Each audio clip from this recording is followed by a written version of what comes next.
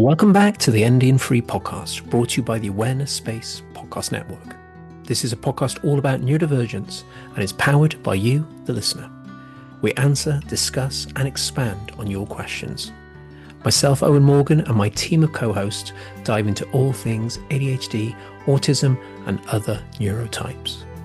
We believe all NDers deserve to live a life free of the shame we may feel, free from the burden of trying to fit in, and free from the burnout caused from not honouring our needs. We are ND and free.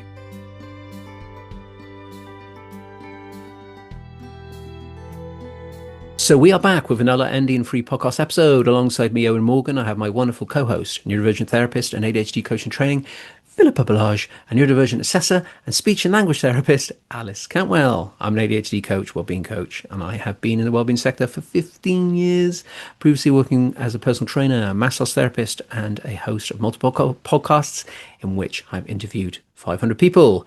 I really need to pre-record these intros. Welcome back, team. Hey, Alice. We are going to pretend like it's been a while. Make the joke every time. It was literally a few minutes. How are you today? How are you feeling about some more questions from the listeners? I'm good. I'm excited to see what the questions come up with. And I think that often the questions, we resonate with them all the time, whether it's personally, professionally. So yeah, looking forward to answering some of them. Thank you very much. And Philippa, how are you feeling today? And are you looking forward to diving into what people want to know, you know? Yeah, absolutely. I think the questions are brilliant. That's the really interesting bit about what listeners want to have their questions answered, what they're thinking, what's on their mind. I think it's really, really exciting. Yeah, it certainly is. Certainly is. And I'm always intrigued when these things come through. Oh, that's interesting. One day I'm going to be really scared if it's something really complicated that I literally have no idea. And then maybe I have to do some research. But no, I think it's important just come from your heart, really, share our experiences of life. Hopefully that will help people. So we won't do the one thing we've learned today. We did that in our previous episode. So yeah, at the beginning of every topic episode, you'll learn about things that we've learned recently. So we'll leave that over there, I think, and just dive straight into our questions so everyone gets lots of time.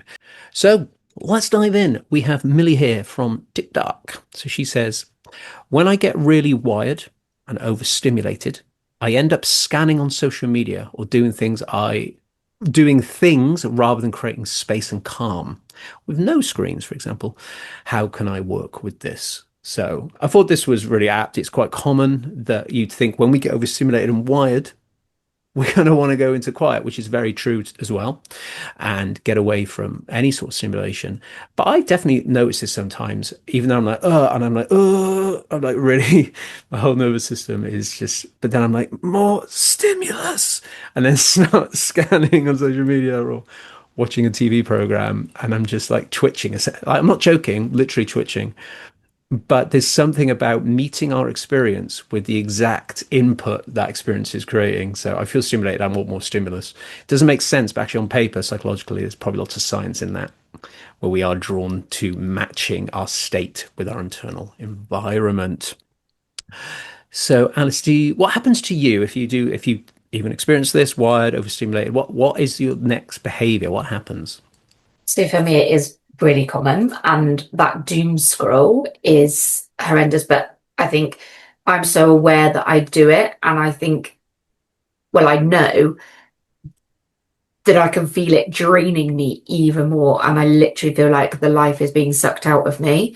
But I know why I do it. It's that repetitive, kind of familiar, predictable stuff with fast flowing dopamine that is gonna, your brain wants some sort of dopamine to help regulate, but it's not necessarily the right kind. But then also you've got that repetitive, familiar action.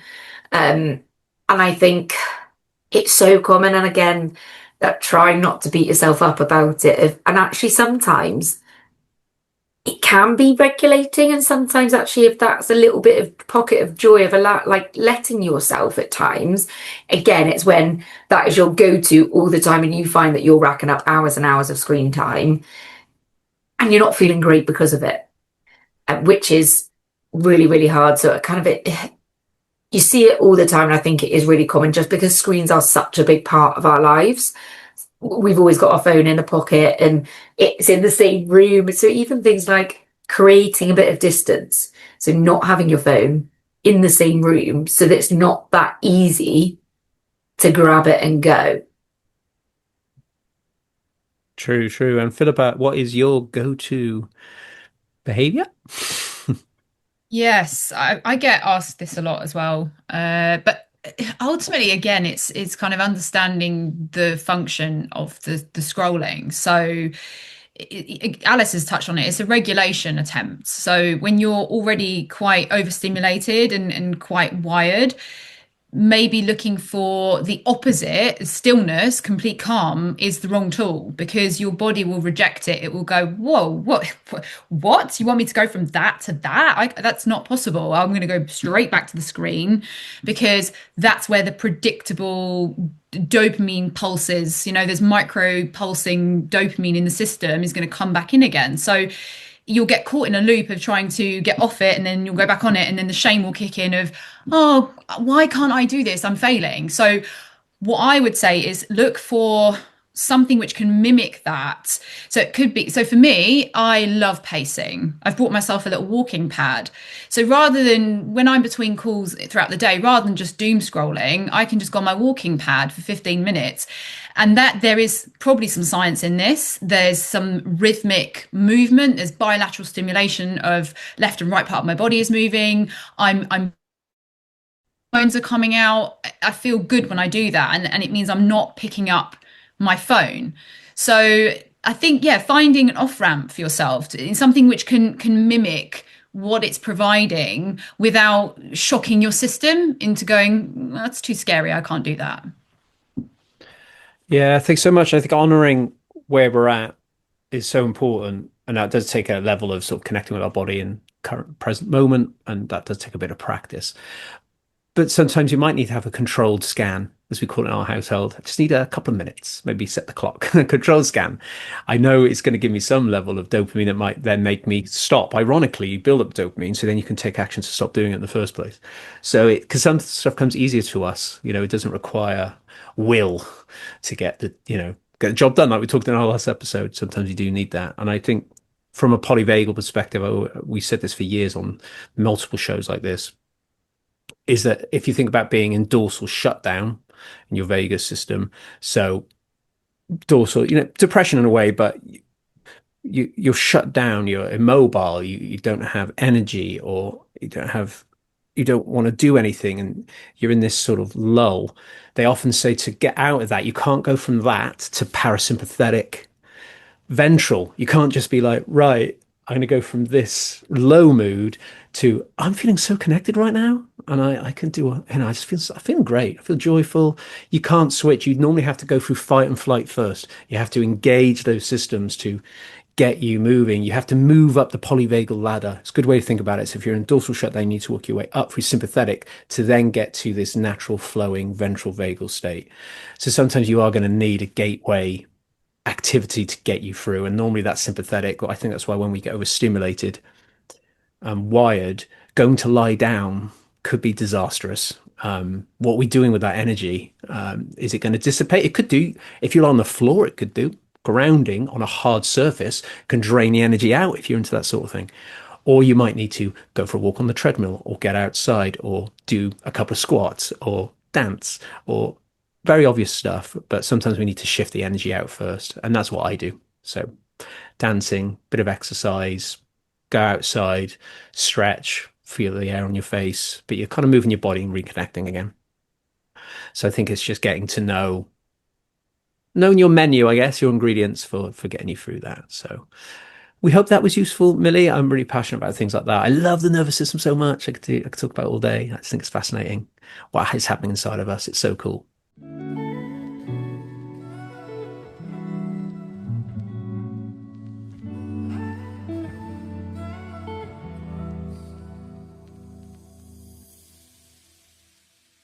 So, who do we have next? We have Joe from Instagram. So he says, I find getting outside into nature or the country really helps. Do you think this is a common tip? So I really like this, Joe. I encourage people to do this. You don't have to just send us questions where you're like, oh, what do I do? It can be you telling us what you do And is that a good thing? Which is like it's a reassurance. I quite like that because it allows us to sort of bounce off it. So let's switch it up. I always go Alice Philippa. Let's go Philippa first. So what are your thoughts in the power of nature when it comes to a neurodivergent brain and the body and how it may or may not help us? And do you think it's probably a common, maybe useful tool for a lot of us?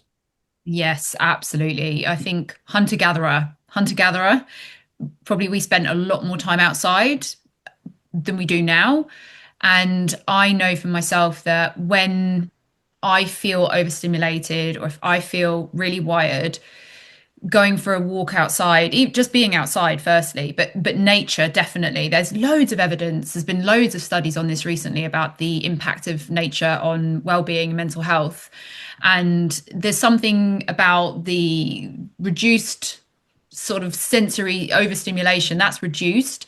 Your breathing changes, you are connected with nature, so they're going to smell different, it's going to feel different on your skin. Again, that rhythmic bilateral stimulation of the brain through moving your body, gentle sounds, birds humming, all of those things have one impact on the nervous system, and that is that downward kind of, it's feeling more grounded now. It's very unlikely that you would go out in nature and suddenly get overstimulated and wired and come back bouncing off the walls. I just never hear about it. It never happens to me. It doesn't happen to anybody that I know or work with. It only ever has a positive effect. And I'm so sure that it's because of all of those things. Yeah, thank you. And I think there's something to be said about expansiveness as well. I find that I can feel quite enclosed within even my own being, I suppose. I'm not talking about just being inside. I mean, within my body, it can get a little bit tense and tight and kind of like, oh, I feel a bit overwhelmed by things. There's something about expansiveness outside of us that encourages, I don't know, something to shift where we feel more expansive within us. And that's quite cheesy, but I do think there's something in that. If I'm by the sea, I find it very difficult. I try and ruminate or stress about things when I'm by the sea. I can't do it. My brain's like, no, thank you. Why would we be doing this? Why would you be worrying about things? There's something about the expanse of the ocean that makes me feel so small in the most beautiful way that it's very hard to worry about my little intricate micro issues. I don't know. It's an interesting one. But yeah, Alice, how do you find nature personally and those around you? Is it something that you're seeing is really useful? Yeah, I would say it is a massive common tip. And I think sometimes, like even what Philippa said of just getting outside, because sometimes actually what it might take to go for a walk, but I definitely find I've got an office now in the garden. When I go out, the feel of the air on my, like a breath of fresh air, that for me is really, really regulating. And I know it is for so many people, and the sensory stuff. And it is just, you are also putting a physical distance away from screens. Like I often now try to go for a walk without my phone, without listening to a podcast. Sometimes the other day I did go and blasted some like early noughties, like throwbacks, but sometimes just nothing to really kind of help feeling present, feeling there, feeling not overstimulated. I would say that myself personally, I know that lots of children, adults, whoever, may experience some challenges in kind of being in nature. Like my temperature regulation, my interoception can be really difficult. Heat, so when it's summer, I love the summer, but heat causes such dysregulation inside me that actually going outside, I know I'm going to become so much more dysregulated. So it depends on the season, what the weather's like, because also allergies and sensitivity and how your body and brain experience all of those. And lots of people, their kind of sensory elements of like that tactile sense of even a drop of rain can feel really uncomfortable, even painful at times, or having to wear a coat and the layers. Like even when it's cold now, I don't wear a coat. I wore a coat for years because you wear a coat when it's cold. But for me, it's too much sensory wise, my heat regulation, the feel of it, the sound of it. So that I think there's still elements that can be really tricky. But I think that I think it is just based on in that moment, in that time, if that weather or whatever condition it is is going to be all right, then I think there are such benefits to that. Whereas actually, if you think it's absolutely boiling, all of these things, it's going to make me worse, then that's okay too. But I think actually nature is so powerful. Yeah, thank you. I think at its core, it's powerful, but there is something to be said for where in nature we talk about here. So I have a friend where she it's noisy-ish where the main park is. It's no, so she wears headphones and it's still as good and it's still as useful even with the headphones. So, you have to walk around these things. If you live in the city centre and you're like, I know nature will help me, I don't know what to do, I can't move, I don't drive, or I find the roads nearby really intense. I don't know. It's just finding our way really to connect to what nature means, I guess, the meaning of nature, how we feel about it as well is a big part of it, isn't it? It's quite meaningful. I don't know, it's something really powerful about life out there. I'm looking at trees from my window here. There's no stopping that life force. That tree is just full of life. There's nothing, we can chop it down, but that energy in the ground, the root systems remain. So I don't know, there's something to be said for the flowing nature of life force, I suppose. And as you ladies know behind me, there's plants everywhere. My flat's full of them. And I love it so much, and it makes me feel like I'm outside. So I found a hack, and it's perfectly quiet in here. So I don't know. We just have to walk around these things. But I really wish everyone had the option of walking out their door and boom, there it is. Peace and quiet, no roads. Oh, that'd be the best. But when you live in the city, not so much. But yeah, well, I'm not sure if there was advice that was supposed to be giving there, but I hope that was useful. I thought that was a really, really cool question, and it's making me want to get outside now, actually, because it's just amazing, isn't it? I love being at my allotment so much. I just forget about everything in a good way. It's fantastic. Or I can meet what I'm going through in a totally different mindset. Very, very powerful as well.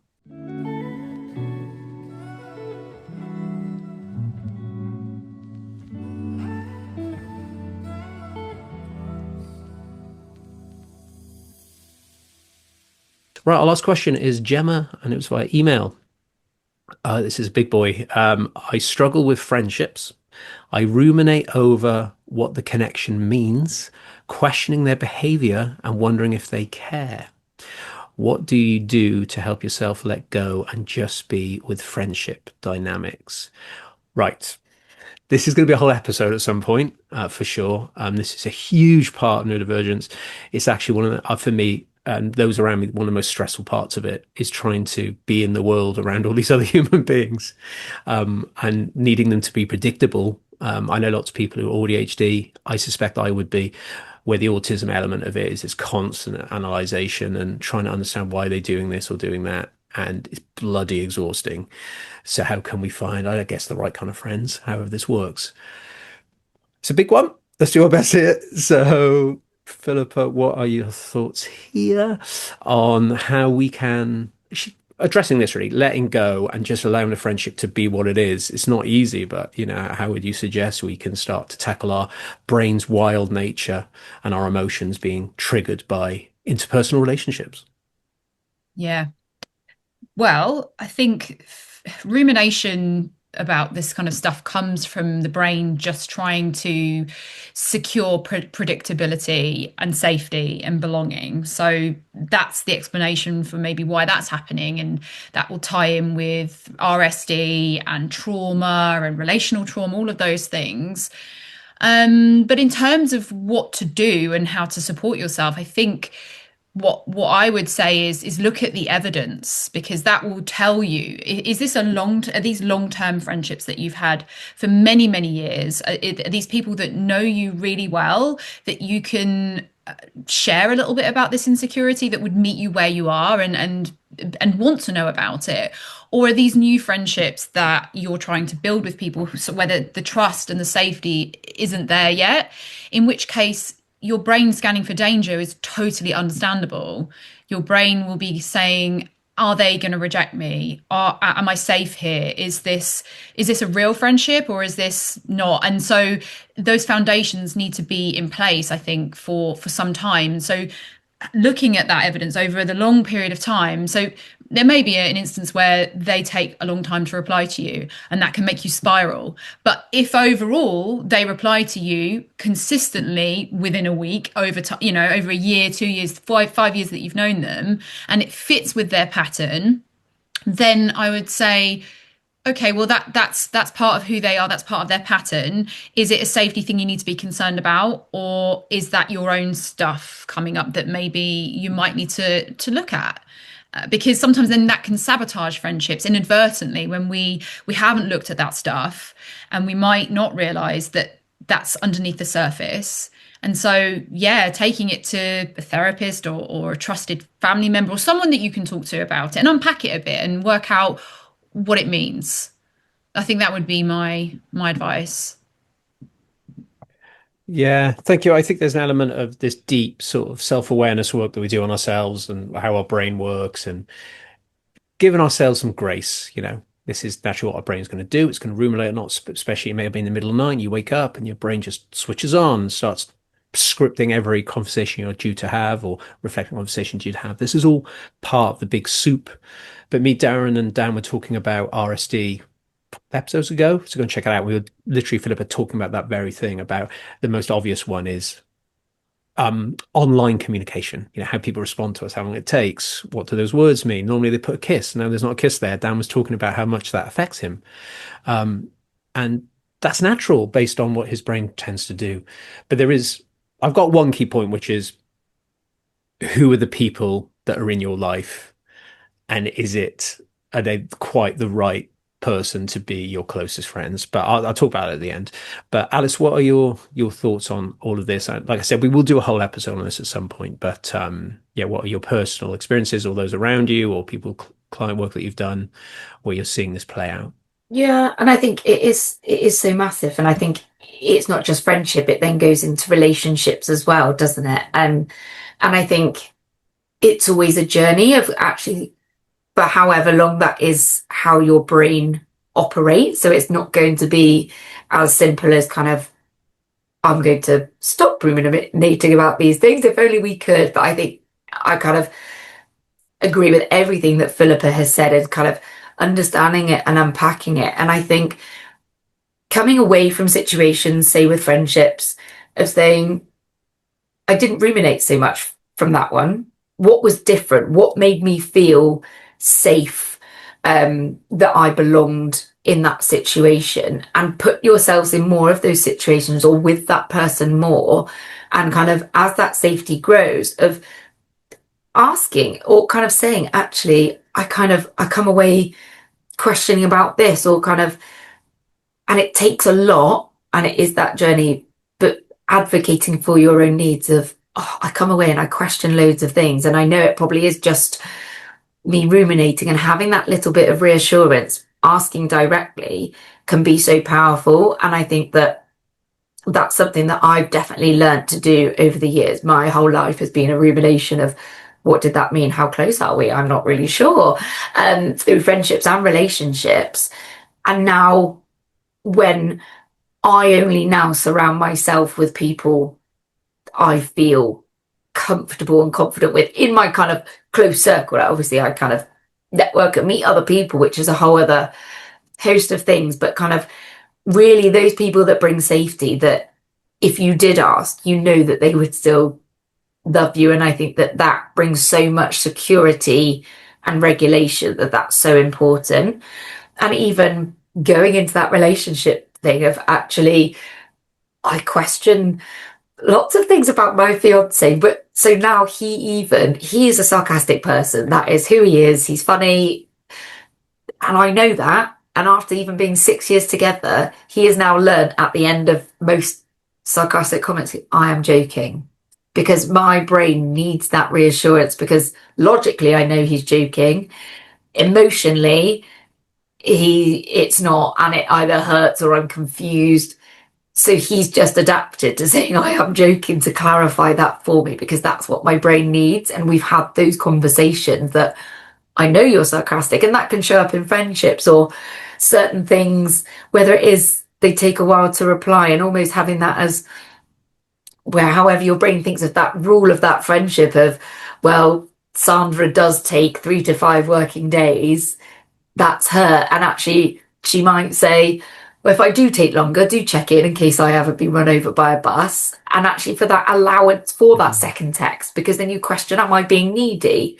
So I think being as open as it feels safe to, I think can be really useful because people that truly, truly care and you feel those elements of safety.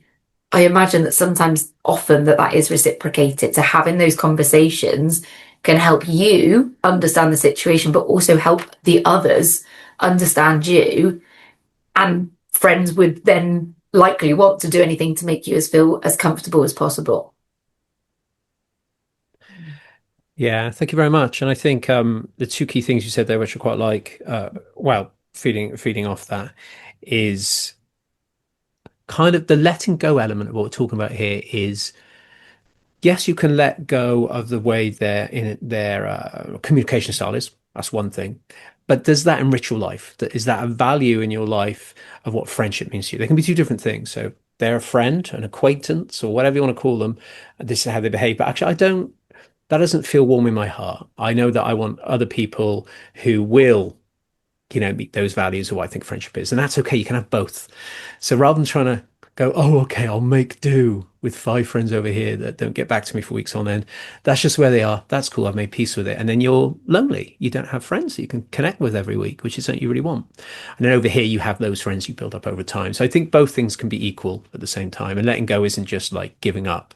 Say, all right, well, I guess they're just all going to do that then. It's like, no, can I go out there, maybe join a group or meet some new people where we are open and understanding. Open understanding is all I care about in friendships is that people have the ability to talk about their feelings and they can be open and they understand where I'm coming from and likewise the other way. That's why I think what friendship should be built off.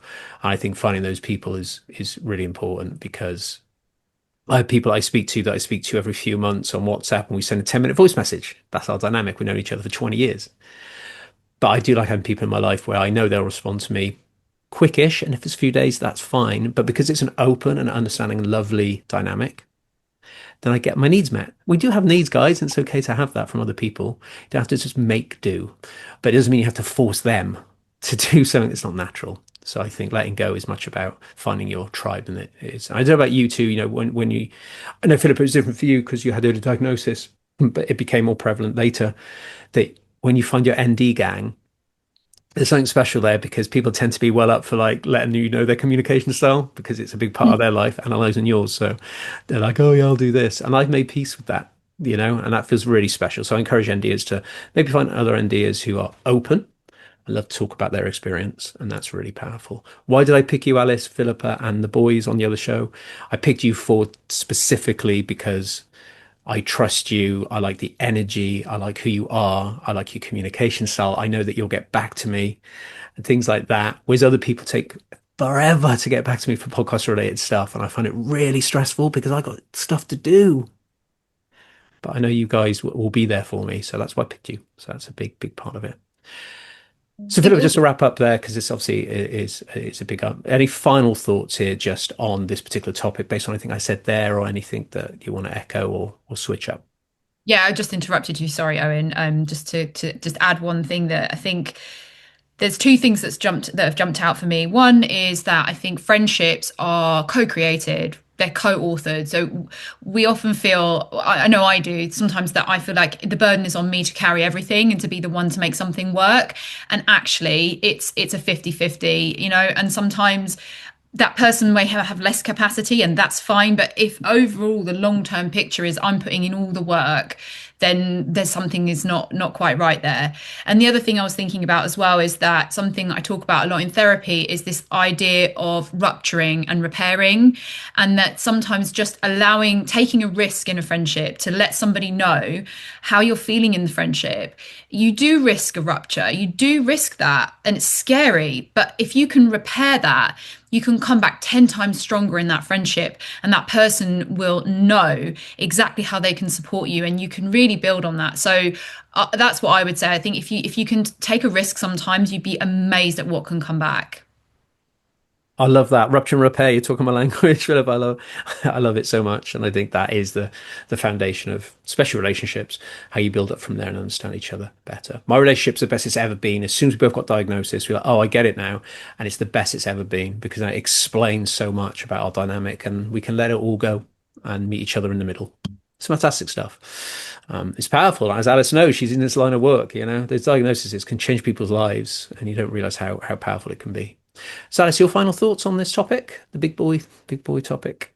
Yeah, and I think that friendships are really important to some people and they're not to others. And I think when I think of it from a personal point of view as being late diagnosed or ADHD, is that masking and my ADHD, I have built up lots of friends in lots of pockets, whereas actually now I'm medicated, the situation I'm in, I'm a mum and all of this. Actually, sometimes I'm like, well, I made too many friends to what I actually want and need. And I think that's part of growing up as an adult anyway. I think that it dwindles, doesn't it? The number, but hopefully the quality grows.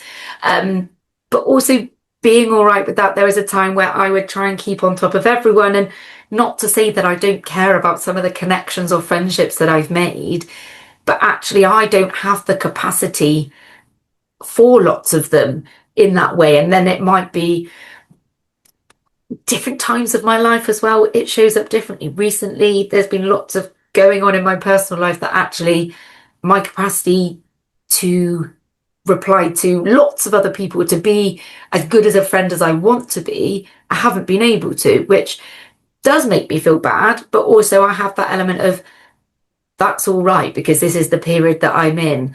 And the friends that I keep now, they get it and they understand. They're like, don't apologize. And I've made that a rule to myself to stop apologizing for kind of my communication preferences, my communication style, and how that adapts over time. I'm not saying don't apologize for anything. If there's things in life that we do have to apologize for, but actually if you're meeting your needs and you've explained that kind of honestly as well, then I think that there is nothing to apologize for. And I think lots of that radical acceptance, self-acceptance puts you in a more confident place to then navigate the friendships, which I think is good.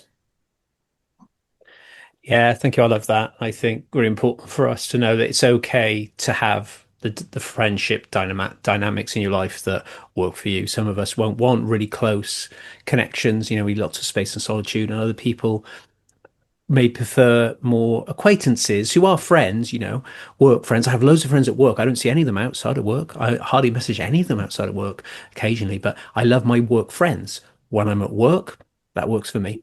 I don't have many close friends. I don't really have a best friend as such. But what I do love is meeting you two every month, sorry, for this and being able to connect about something we care about. That to me is like a beautiful friendship I have with you two. And that's enough for me to meet you amazing beings once a month. So there's no right or wrong here. It's just if it's really taking a toll on you and stressing you out, then maybe you need to evaluate either the kind of relationship it is or what your values are. Make sure they're aligned. Really important. So amazing stuff. So I hope that was a useful Gemma. Like I said, I think we covered quite a lot of those to be fair, but it may require something maybe in the summer. We'll come back to that because it's a big one. Amazing stuff. So yeah, if you have any questions, please let us know. You can send them over via email or DM us on social media. Go and check out the links in the description for all that good stuff. Right, Alice, where can we find you online, please? So LinkedIn, Alice Cantwell Balazs has a page as well, but mainly Instagram, Facebook, both are at BaldMindsND, and our website is baldmindsnd.com as well. Amazing. Links in the show notes. Philippa, how about yourself? Sure. I'm on Instagram, flourish_. Philippa, my brain just cannot say that today. I don't know why. Let me try again. I'm on Instagram. My handle is flourish_with_Philippa, and my website is flourish-counselling.co.uk. Amazing. Like I said, links in the show notes. I want to thank you both so much for taking the time each month to sit down with me and talk about something really, really important. Let's not forget that, everybody. Without getting too emotional, this is important stuff that we're speaking about. And just thank you so much. The lovely comments we've having along the lines of, I love just sitting down with a cup of tea and listening to you guys chat. Oh, that's just like the best feedback. I love that. They just love to hear us chatting. So thank you so much. That means a lot to us. So like I said, thank you everyone for listening. We really hope these podcasts help you. And please do send us your questions via DMs on social media or email at us at ndandfree@gmail.com. And we will get them in the list and we will read them out on the show and dive on in. Why not? Tap into our knowledge bases. It makes sense to do so. Stick around for our outro. We hear about a lot more about our partners and everything that's going on behind the scenes. So stick around for that. Enjoy the music. And we'll see you in our next episode where we'll be back with Dan and Darren, where we'll be looking at a spotlighted specific topic. We will see you there. Thank you to everyone listening. We really hope these podcast episodes help you. And thank you so much to all of those that send us the questions.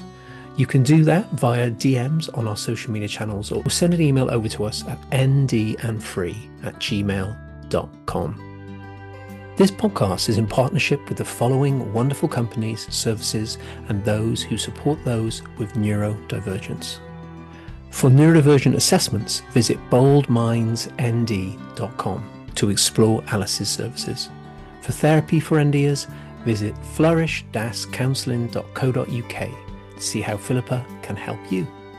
To train as an ADHD coach with a fully accredited training course, visit barrettcoachingandtraining.com to find out how Esther and her team can help you.